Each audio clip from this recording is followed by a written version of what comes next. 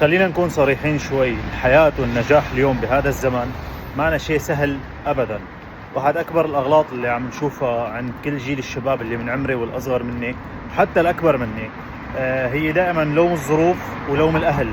أهلي ما عطوني، أهلي ما ورثوني، أهلي ما عملوا لي شيء. وهذا أكبر غلط الناس ممكن ترتكبه بحق أهلها وبحق نفسها.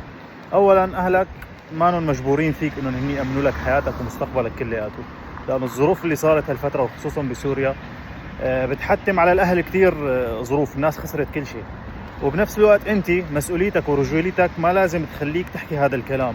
أنت بتطلع وبتقاتل وبتشتغل مهما كانت كمان لا وفوقه، لازم تحترم أهلك وتحبهم وتقدرهم وتقدر كل شيء عملوا تجاهك، ولو ما عملوا إلا أدنى الأمور، ولكن هم قدموا لك كل ما يملكوا.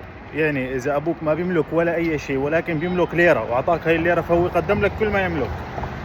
فلازم يكون في احترام لهذا الموضوع، وفي سعي إنه نحن نوقف على حالنا. نحن كشباب يكون عندك حس المسؤولية، وهذا حس المسؤولية هو اللي ممكن يخليك توصل لأماكن كتير كبيرة بحياتك. الظروف، الفقر، المقومات اللي بتخلي الواحد ينجح كلها أكيد معوقات ممكن تخلينا نبطئ لحتى نوصل، ولكن هي ما عذر ولا سبب لحتى انك انت توقف وتبطل تشتغل وتحط اللوم على اهلك. اهلي ما ساووا، اهلي ما عملوا.